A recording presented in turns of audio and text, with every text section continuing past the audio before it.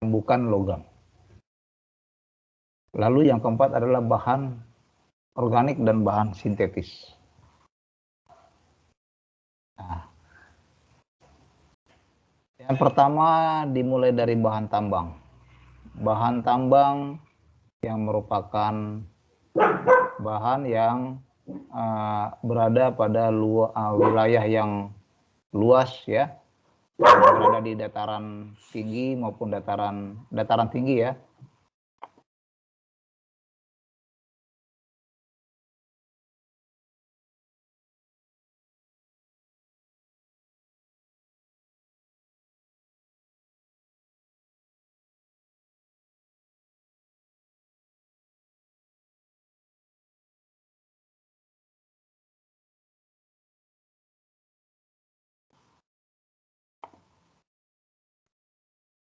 Ya, mohon maaf ya, ada gangguan ini.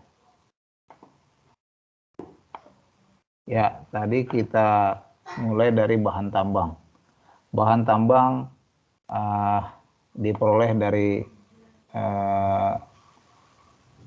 permukaan bumi ya. Ada yang kita dapati dari luar permukaan bumi, ada yang dari dalam permukaan bumi ya. Bahan tambang yang merupakan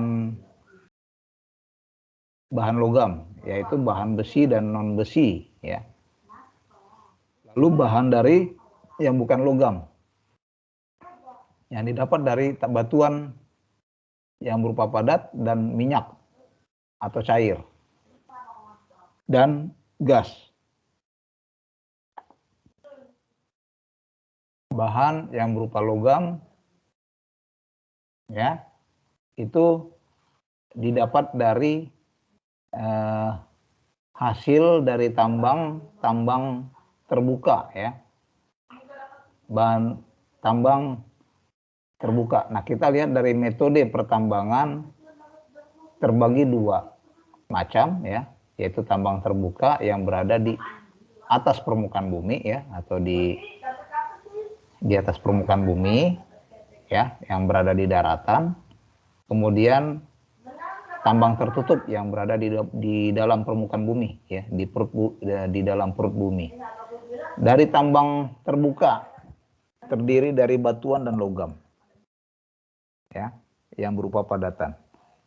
Nah, dari tambang terbuka di sini dapat diperoleh ya dari daratan ya. Itu yang berada pada daerah-daerah dataran tinggi di kawasan perbukitan maupun daerah kawasan pegunungan. Nah, jadi wilayahnya juga tentu wilayah yang sangat luas ya. Di dataran-dataran yang sangat sulit untuk meninjau ya, tentu adalah membutuhkan banyak alat-alat berat ya. Yang berikut yang kedua yaitu tambang tertutup ya. Tambang tertutup, bahan-bahan tambang yang didapat dari tambang tertutup yang berada di dalam perut bumi itu yang bisa diperoleh adalah minyak bumi ya. Minyak bumi dan batu-batuan dan logam. Logam pun ada ya. Minyak bumi seperti minyak tanah, minyak bahan bakar ya, yang berada di dalam permukaan laut ya, yang bisa kita hasilkan menjadi bahan bakar ya, kendaraan seperti premium, pertamax gitu ya, solar dan sebagainya. Semua itu didapatkan di wilayah lautan ya, di dalam permukaan laut maupun di daratan ya, di dalam permukaan bumi. Batuan dan logam. Kalau kita lihat dari logam itu biasanya dari fosil-fosil ya, fosil yang dari berjuta-juta tahun yang lalu yang kita dihasilkan menjadi batu bara ya. Dan yang diperoleh dari hewan dan tumbuh-tumbuhan ya yang sudah punah, hewan-hewan yang sudah membatu ya. Nah, metode pertambangan yang kita lihat untuk tambang terbuka ya, inilah ruang daripada daerah dan wilayah kawasan tambang terbuka ya. Tentunya di sini sangat terjal, sangat sangat membutuhkan medan yang sulit ya. Tentu memerlukan alat-alat berat yang cukup banyak ya. Dan memang sulit dijangkau, jadi memang membutuhkan waktu juga yang banyak. Nah, inilah metode pertambangan dari tambang terbuka. Kemudian untuk tambang tertutup, nah bahan-bahan tambang yang diperoleh dari tambang tertutup atau dalam permukaan kulit bumi ini mempunyai berbagai macam ya, baik itu batu-batuan maupun logam, di mana di dalam lapisan perut bumi ini berbagai macam ya, dari urutan dari cape rock ya, konvektif, reservoir, konduktif, hot rock, dan magma ya, di mana urutan daripada lapisan dalam ilmu geologi ini merupakan reservoir ya, yang dinominasi dari sebuah dari air untuk pengembangan tenaga panas bumi ya. Nah, ini yang biasanya dalam permukaan kerak bumi itu ada panas ya, satu panas bumi yang dapat dihasilkan menjadi energi ya. Nah, di dalam lapisan kerak bumi ini banyak ya, batu-batuan maupun logam yang diperoleh. Nah, yang kedua adalah sumber bahan yang didapat dari renewable ya, bahan yang dapat diperbaharui, yaitu dari bidang pertanian dan dari bidang peternakan. Dua bidang ini tentunya didapat dan diperoleh dari makhluk hidup ya, atau dari bahan-bahan organik. Nah, baik itu dari tumbuh-tumbuhan maupun dari hewan. Nah, sumber-sumber bahan yang dapat diperbaharui dari bidang pertanian ya, terutama didapat dari hasil-hasil hutan ya, hasil hutan dan perkebunan. Jadi hasil hutan yang kita peroleh ya, seperti pada pohon kelapa sawit ya, yang kita dapatkan menjadi minyak ya, minyak nabati, minyak sayur ya, kemudian berbagai macam minyak kelapa dan sebagainya. Pohon karet termasuk ya, hasil dari karet yang bisa dibuat dan diolah menjadi kebutuhan lain ya, untuk untuk peralatan industri maupun untuk roda-roda kendaraan ya, kendaraan yang lain, kendaraan otomotif dan alat-alat berat ya. Kemudian pohon jarak dan kedondong yang bisa dihasilkan menjadi energi listrik ya, dan termasuk pada pohon kayu ya, yang dapat dihasilkan menjadi peralatan mebel atau furniture ya, untuk peralatan rumah tangga. Kemudian juga bisa dihasilkan menjadi kertas ya, dan tumbuh-tumbuhan lainnya yang merupakan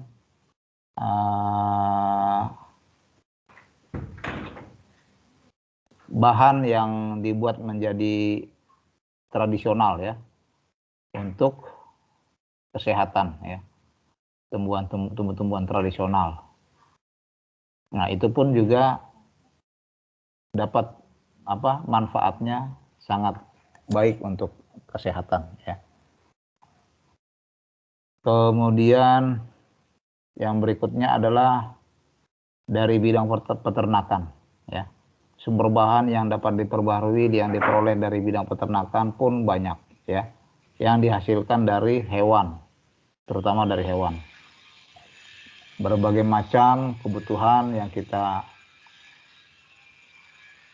dapatkan dari hewan seperti sapi ya, kerbau, domba, kambing, ular, buaya,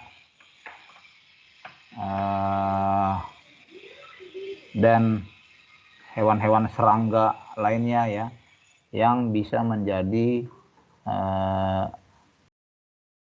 terpenuhinya kebutuhan untuk kesejahteraan kita ya, kesejahteraan umat manusia. Nah, yang kita dapati dari peternakan dari hewan ini adalah berbagai macam ya, terutama dari kulitnya, dari dagingnya, dari susunya ya, dari ususnya, kemudian dari kotorannya ya. Dari kotorannya kita bisa buat menjadi pupuk kandang ya, bisa juga membuat makanan untuk ikan-ikan ya, ternak ikan. Nah, kemudian untuk sapi ya, dagingnya kita bisa konsumsikan, susu bisa kita hasilkan untuk kesehatan ya, dan kulitnya juga bisa digunakan untuk kebutuhan lain. Begitu juga domba ya, domba bulunya ya kita bisa manfaatkan jadi benang ya, benang wol, lalu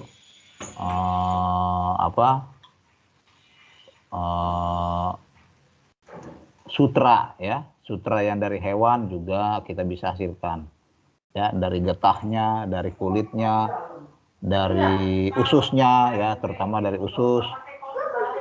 Itu juga bisa dibuat menjadi senar gitar ya. Kemudian untuk hewan ular ya, buaya, kulitnya bisa kita buat untuk untuk membuat tas, membuat sepatu ya, kulit sepatu, kemudian ikat pinggang, dompet dan sebagainya ya. Semua organ-organ tubuh dari hewan yang dapat kita manfaatkan ya, menjadi kebutuhan tersier ya, kebutuhan tersier bagi kita. Nah, kemudian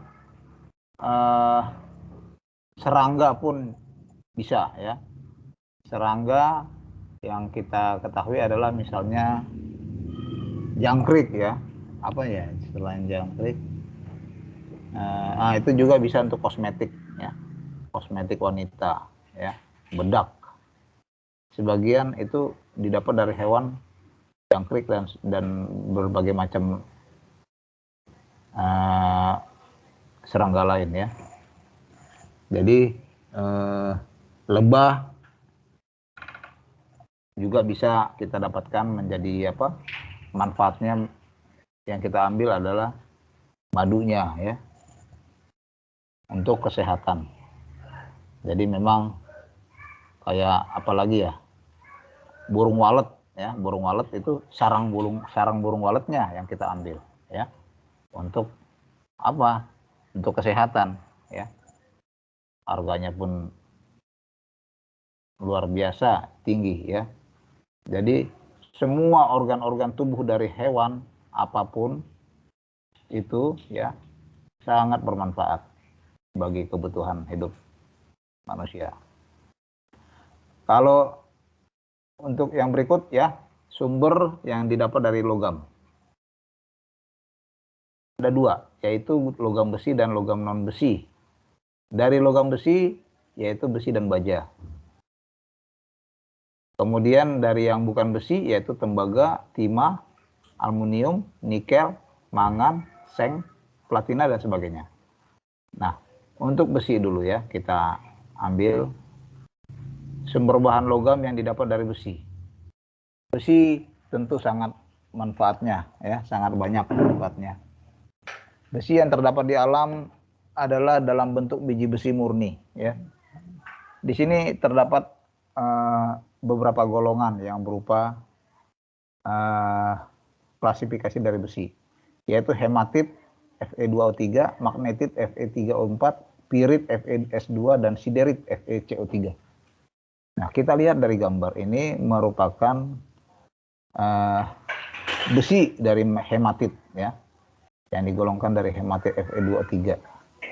Ini yang merupakan solid material daripada besi Fe, ya, yang banyak penggunaannya untuk berbagai peralatan teknik, ya, peralatan industri, ya, dan peralatan lainnya, ya, yang kita bisa gunakan, ya.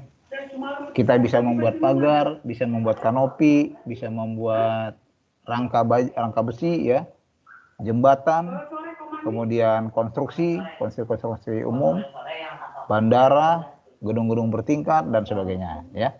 Besi sangat banyak penggunaannya. Lalu yang kedua, tembaga.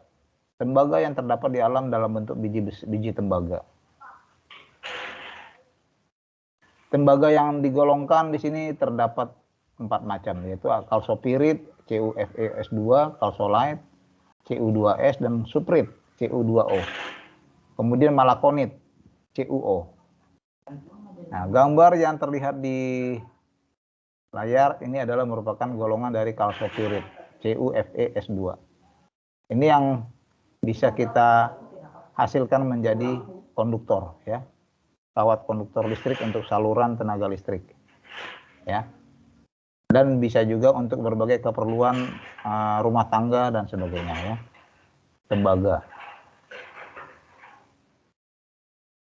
kita bisa hasilkan untuk membuat belitan, ya, belitan untuk trafo, belitan untuk apa,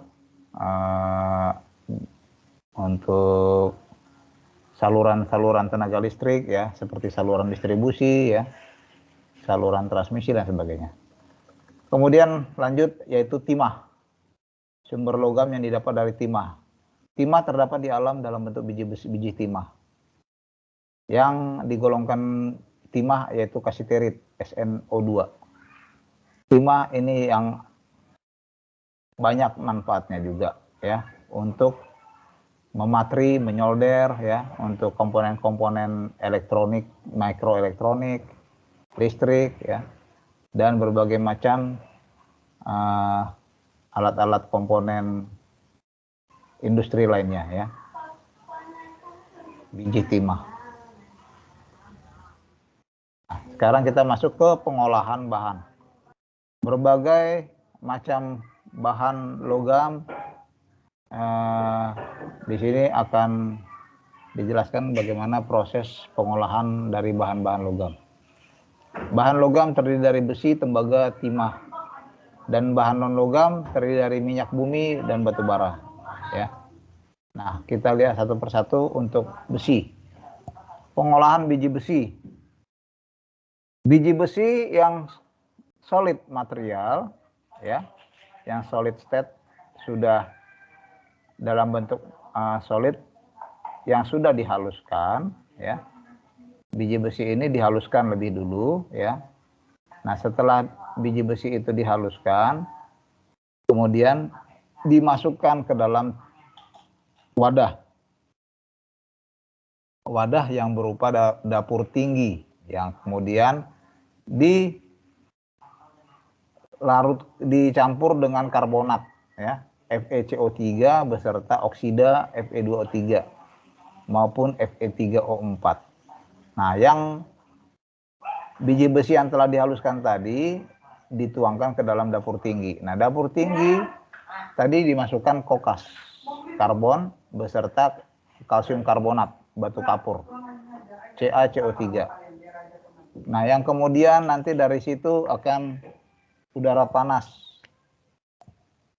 ya, diberikan udara panas dari wadah, ya, yang telah dimasukkan tadi, nanti kemudian diberikan pemanasan, ya, atau hot walking, diberikan hot walking atau pengerjaan panas dengan temperatur yang disesuaikan ya, mulai dari awal penghalusan ya, pemanasan 400 derajat Celcius, kemudian setelah itu dipanaskan lagi ya untuk temperatur yang tinggi ya, yang sangat tinggi. Lalu setelah diproses, dimolten ya, dilakukan proses pencairan besi sampai dengan proses pembentukannya. Nanti dari sisa-sisa pencairan besi tadi nanti ada yang dipisahkan ya, yaitu terak ya. Terak ini yang nantinya akan dipisahkan dengan cairan besi tadi. Dan terak ini juga nanti akan dibuat ya menjadi bahan yang baru ya. Nah, dari pelepasan karbon dioksida CO2 itu nanti semua besi yang sudah dicairkan lalu nanti dilakukan pembentukan ya dengan melalui casting ya. Pembentukan, cetakan yang berupa rolling mill ya, ada lagi nanti yang berupa rolling mill. Nah, itu nanti bisa dihasilkan menjadi plat logam yang digulung ya, yang dibentuk.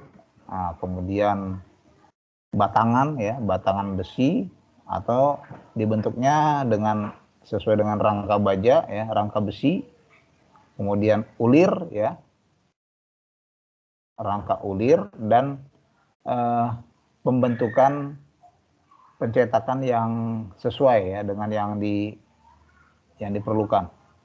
Nah, nanti besi mentah yang sudah dihasilkan tadi, yang sudah dibentuk, nanti tentunya nanti akan ditambah dengan paduan dari bahan-bahan yang lain ya. 10% paduan dari bahan-bahan lain. Nah, itulah proses dari pengolahan besi. Nah, ini gambar daripada wadah dari dapur tinggi ya. Nah, ini di mana tadi yang biji besi yang sudah dihaluskan dimasukkan ke dalam ini ya. Yang dapur tinggi ini masuk kemudian dicampur dengan tadi ya, oksida Fe2O3, Fe3O4, dan ditambah dengan FeCO3 ya. Kemudian nanti dimasukkan lagi ke dalamnya ya dengan batu kapur ya, kalsium karbonat. Nah, dalam proses pemanasan ya, hot working, diberikan tekanan ya, tekanan dan temperatur 400 derajat Celcius ya. Kemudian nanti dari situ diberikan suatu heat resistant ya, tahanan panas yang demikian besar ya, sampai dengan 1800 Celcius, sampai dengan temperatur yang sangat tinggi yang nantinya akan dilakukan pencairan molten iron ya.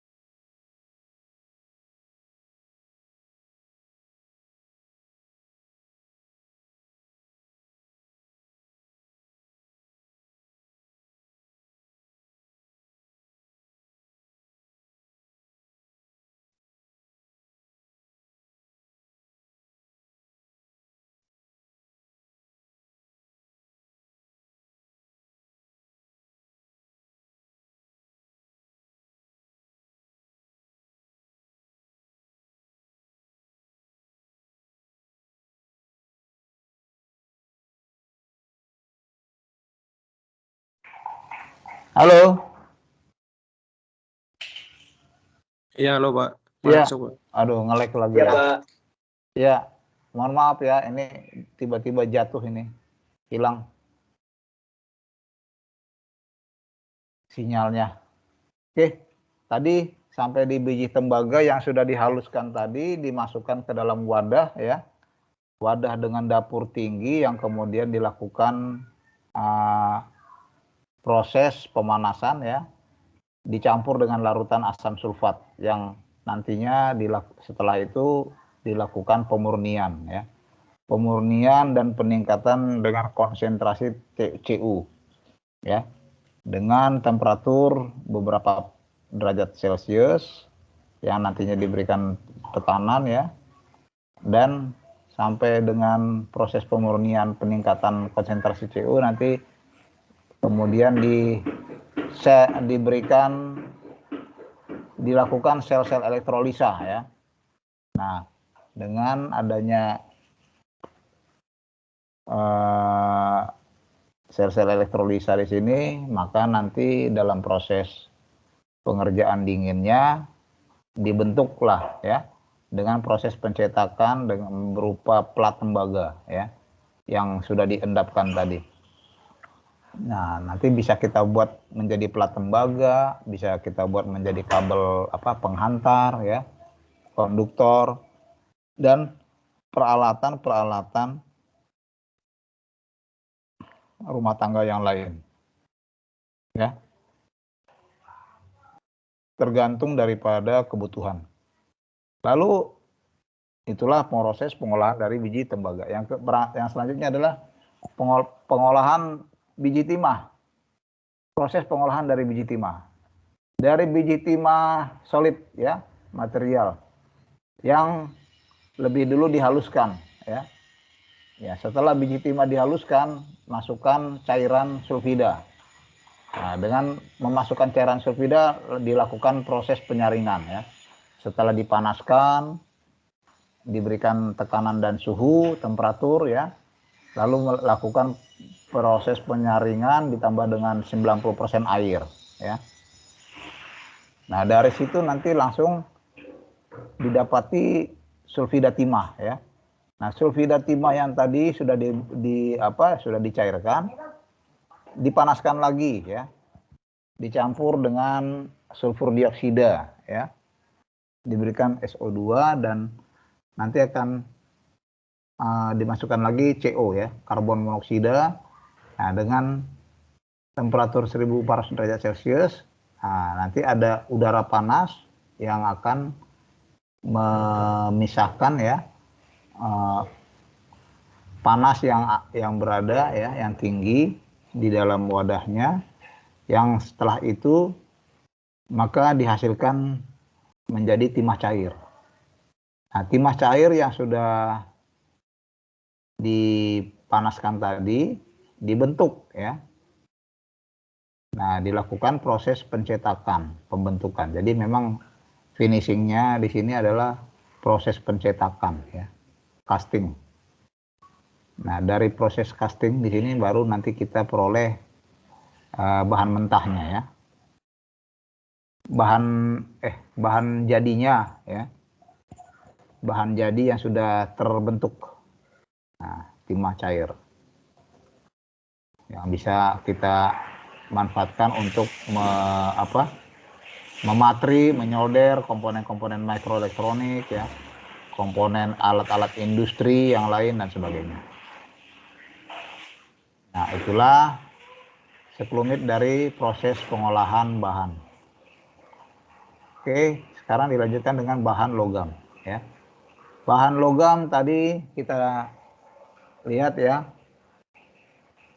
pembagiannya terdiri dari logam besi dan logam non besi. Nah, kita lihat di sini pembagian logam dari logam pertama yaitu fero ya. Logam fero, logam yang mengandung unsur besi ya dalam susunan unsur dasarnya. Jadi logam fero itu tentu yang memiliki unsur besi murni ya, pure besi. Nah, yang kedua yaitu logam non-ferro. Logam non-ferro yaitu logam yang tidak mengandung unsur besi, yang bukan mengandung unsur besi dalam susunan unsur dasarnya. Nah, tentunya logam non-ferro ini ya tadi yang kita sebutkan ya, tembaga, timah, ya, mangan, seng, dan sebagainya. Nah, kita lihat dari logam ferro. Logam ferro yang mengandung karbon itu berada di antara 0 hingga 4,5%. Terbagi menjadi 3 bagian, yaitu besi, baja, dan besi cor. Besi dengan kadar karbon 0 sampai 0,008%. Sedangkan baja yaitu dengan kadar karbon 0,008 hingga 2%. Dan besi cor biasanya ditambahkan dengan kadar karbon 2 hingga 4,5%. Ya. Ini yang kita lihat ya. Besi, baja, dan besi cor. Jadi memang berbeda ya cakupannya. Yang pertama kita lihat dari besi. Besi terdiri dari 3 macam ya. Dalam melakukan proses pembentukannya ya. Yang pertama yaitu dari besi tuang. Besi tuang yaitu besi ditambah dengan 4% karbon. Besi tuang memiliki sifat rapuh, tidak dapat ditempa, baik untuk dituang. Penggunaannya biasa digunakan untuk alat-alat mesin-mesin perkakas ya.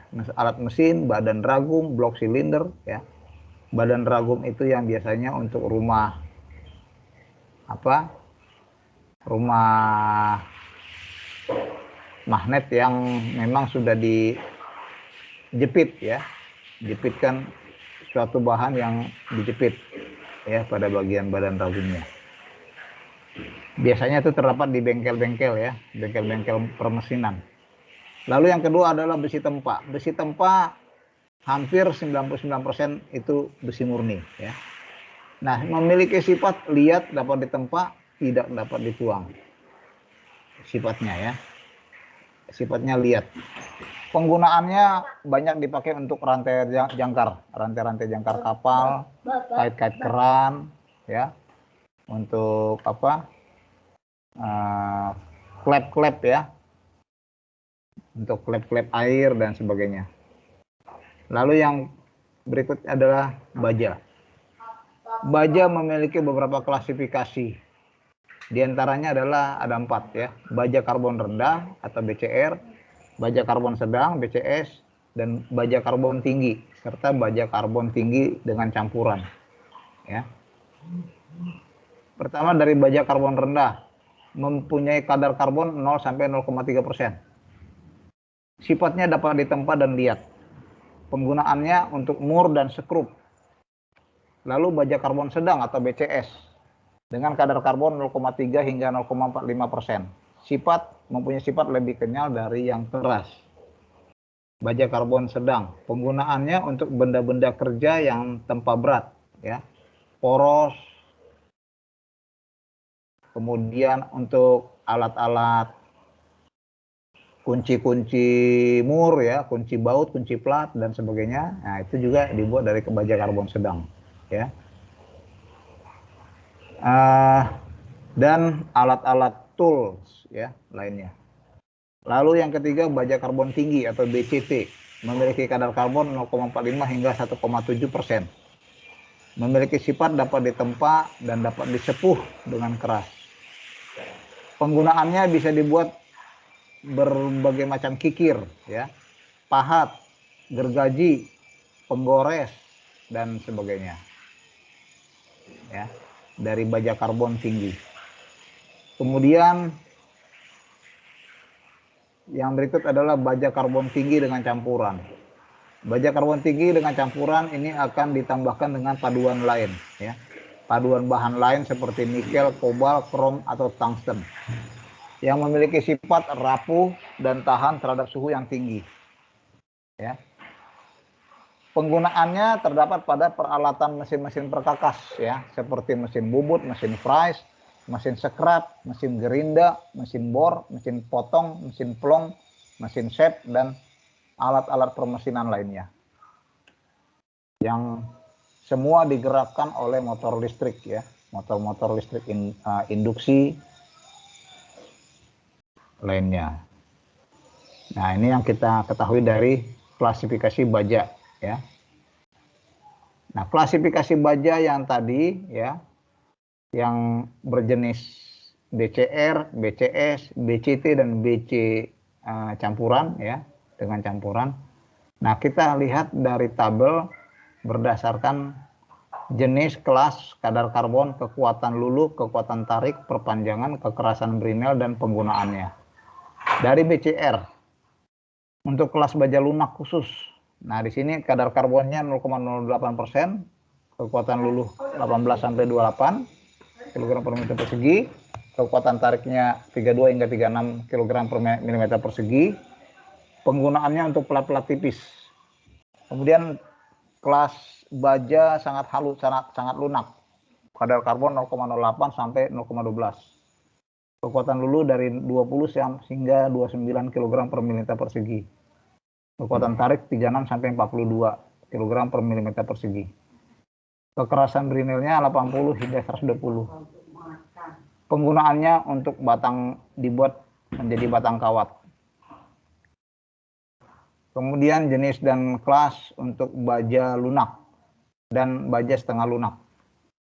Nah, di situ kekuatan luluhnya baja lunak itu 22 hingga 30 kg per mm persegi, dan baja setengah lunak 24 hingga 36 kg per mm persegi. Kekuatan tariknya bermacam-macam ya.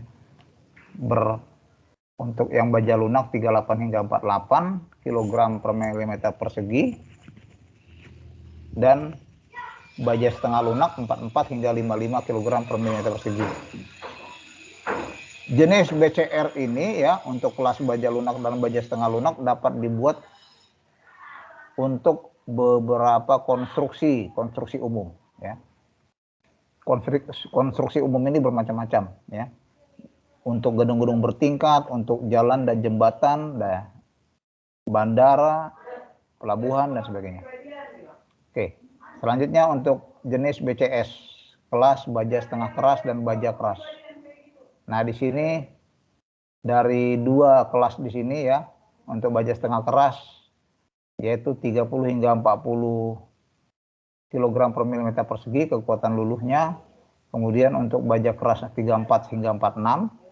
Nah, termasuk untuk baja karbon tinggi ya, BCT ya, 36 hingga 47 kg per mm persegi kekuatan luluh. Nah, dengan ketiga kelas ini semua dapat dihasilkan dan dapat kita peroleh menjadi alat-alat mesin perkakas ya, rel, pegas, dan berbagai alat keperluan lainnya ya. Untuk instrumen musik juga bisa kita dapati dari bahan ini ya, kawat piano dan sebagainya.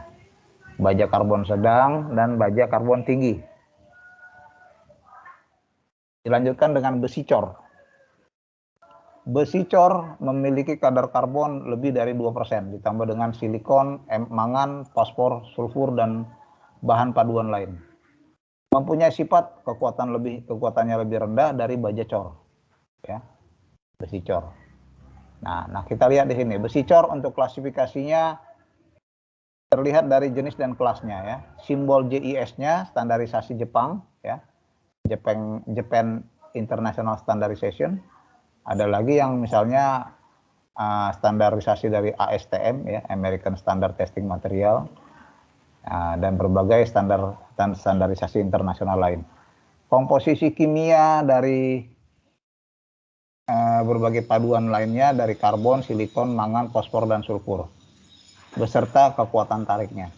Pertama kita lihat dari jenis besi cor kelabu. Untuk kelas 1, untuk simbol tipe FC10 ya, dengan komposisi kimia dengan karbon 2,5 sampai 4%. Untuk silikon 1,4 sampai 2,5% ya. Ini dari semua tipe FC10, FC15, 20, 25, 30, 35. Dan kekuatan tariknya masing-masing ya. FC10 di atas 10 kg per mm persegi, FC15 untuk 13 ke atas, FC20 17 ke atas, FC25 22 ke atas, FC30 itu 27 ke atas, FC35 32 ke atas. Ya, ini untuk jenis besi cor kelabu.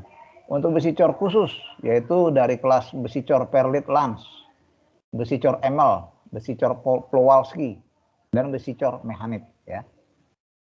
Nah, itu semua kelas-kelas dan jenisnya dari besi cor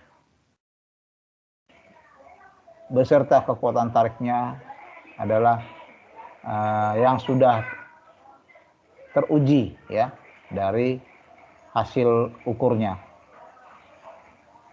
dari hasil pengukuran yang kita dapat. Lalu yang berikut adalah jenis dari besi cor malleable tungku putih. Ada dua kelas ya, kelas 1 dan kelas 2. Tipe dari kelas 1 yaitu FCMW 34.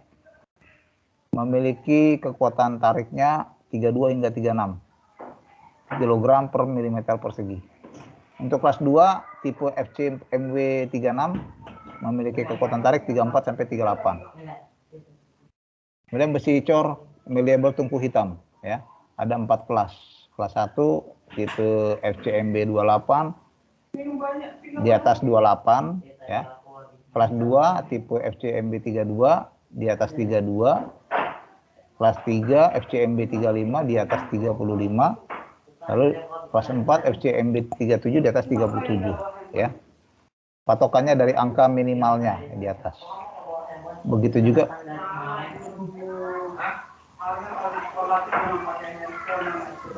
kami lihat itu karena kami bagi penjelasan di buku sama itu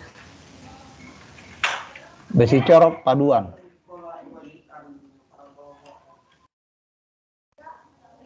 Besi cor paduan ya, di sini kebetulan tidak ada hasil ukurnya ya. Oke, selanjutnya logam non ferro ya. Logam non ferro atau logam yang bukan mengandung unsur besi memiliki ciri-ciri logam non ferro, yaitu tahan terhadap korosi dan daya hantar listrik yang baik, memiliki daya hantar listrik yang baik, serta mudah dibentuk. Mudah dibentuk. Logam non ferro yaitu tembaga aluminium ya. Tembaga di sini memiliki sifat dapat ditempa dan memiliki pengantar panas dan listrik yang baik. Penggunaannya adalah pada alat-alat listrik dan pada alat-alat dekorasi. Aluminium memiliki sifat liat, dapat ditempa, ringan, dan memiliki pengantar panas dan listrik yang baik. Penggunaannya juga ada pada peralatan masak, elektronik, industri mobil, dan pesawat terbang. Ya. Jadi aluminium memang ringan dan penghantar panas dan listrik yang baik. Aluminium juga sudah mulai banyak penggunaannya ya. Untuk keperluan bangunan ya. Daun-daun jendela sudah menggunakan aluminium ya. Pintu juga ada yang menggunakan aluminium ya. Nah, kita juga perhatikan ya di kampus juga menggunakan aluminium tuh rata-rata tuh ya, yang di kantin itu. Nah, jadi konstruksi-konstruksi sebagian besar sudah banyak yang menggunakan bahan aluminium. Rangka baja ya, baja atap, rumah ya, bermacam-macam. Nah, tadi tembaga sudah ya.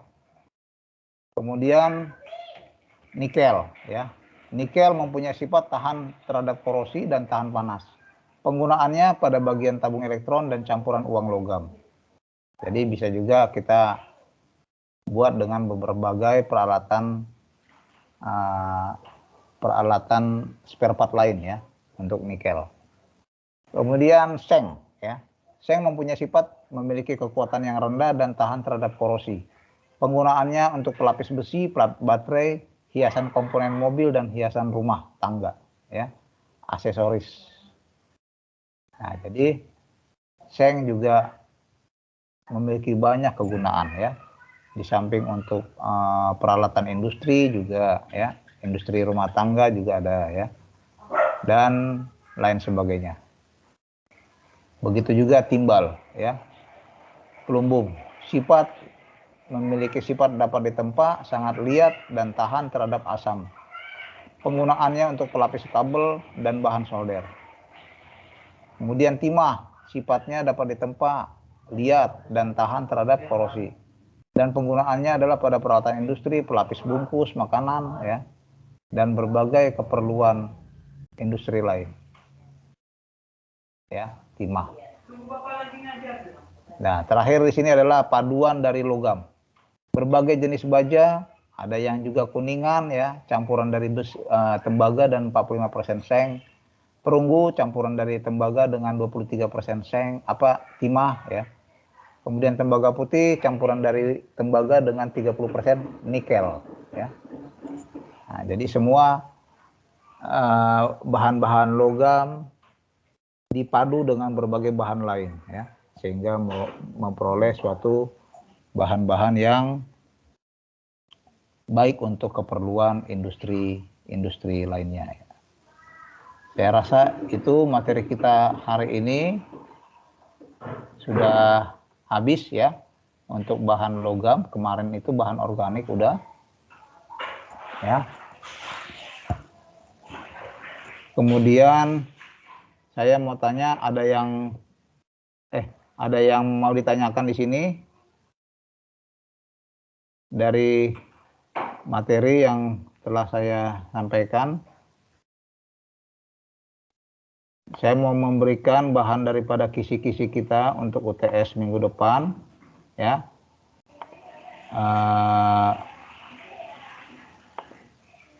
Kisi-kisi kita UTS untuk minggu depan itu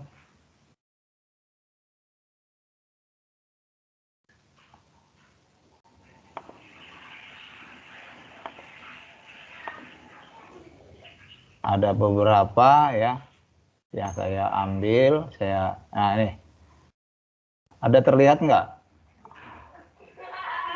Udah, ya, terlihat layarnya? Terlihat, Pak. Ya, ini bahan kisi-kisi untuk persiapan UTS kita, ya. Ini sebagai latihan aja, latihan ujian. Ya. Nah, ini kalian pelajari, ya. Begitu juga kalian bisa dapatkan dari referensi-referensi lain, ya. Referensi dari buku-buku material teknik listrik yang lain juga boleh. Jadi kalian mohon dipersiapkan ke depan untuk hari Rabu depan kita UTS, ya.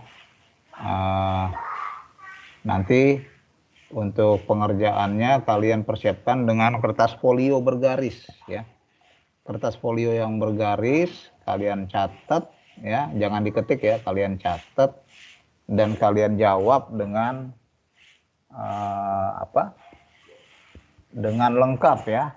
Jangan jawabannya setengah-setengah. Kalau menjawabnya setengah-setengah nanti nilainya pun setengah, ya. Jadi carilah referensi-referensi yang terkait dengan bahan-bahan materi kisi-kisi kita di sini, ya. Mohon dipersiapkan untuk UTS minggu depan. Jadi bagaimana dari materi yang telah saya paparkan tadi, apakah ada yang mau ditanyakan?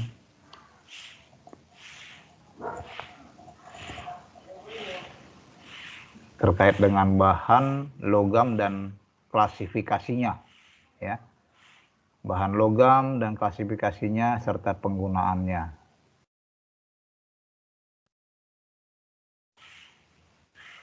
Belum ada, ya? Belum ada yang mau disampaikan? Ujian kita nanti mungkin sekitar 7 atau 8 soal, ya, dari keseluruhannya. Nah, nanti kalian persiapkan, ya. Buat nanti jawaban dari kertas folio bergaris lalu diubah dalam bentuk PDF, ya. Kirim melalui assignment. Jadi nanti ada soal yang saya berikan melalui assignment, ya, MS Team. Itu aja dari saya. Ada yang mau ditanyakan di sini? Halo? Ada yang mau disampaikan? Tidak ada, Pak. Belum ada? Ya. Cukup. Cukup jelas, ya? Jelas Pak. Oke, nanti kalau kalian sudah persiapkan ya bahan dari materi kisi-kisi, nanti kalian mulai apanya ya untuk ujian UTS. Jadi tentu kelas-kelas yang lain ini kalian berbeda ya. Soalnya pun berbeda, jadi nggak sama ya. Dari beberapa kelas yang lain, dari material teknik listrik juga nanti nggak persis sama ya. Karena kalian masing-masing sesuai jadwal kuliah ya. Jadwal UTS sesuai jadwal kuliahnya masing-masing. Jadi dari itu saja yang bisa saya sampaikan ya. Apabila tidak ada lagi pertanyaan, jadi biar saya tutup ya.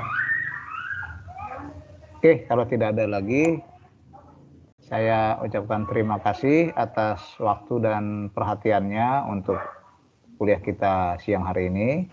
Akhir kata, assalamualaikum warahmatullahi wabarakatuh, dan salam sejahtera untuk kita semua. Selamat siang dan selamat beraktivitas buat semuanya. Salam sehat semua. Selamat siang semuanya. Terima kasih. Yang Pak. Sampai Rabu depan ya. Oke, terima kasih semua. Terima kasih juga Pak. Ya. Terima kasih Pak. Ya, terima kasih Pak, semua. terima Ya. kasih izin live Pak. Ya. Sehat-sehat Pak. Sehat semuanya ya.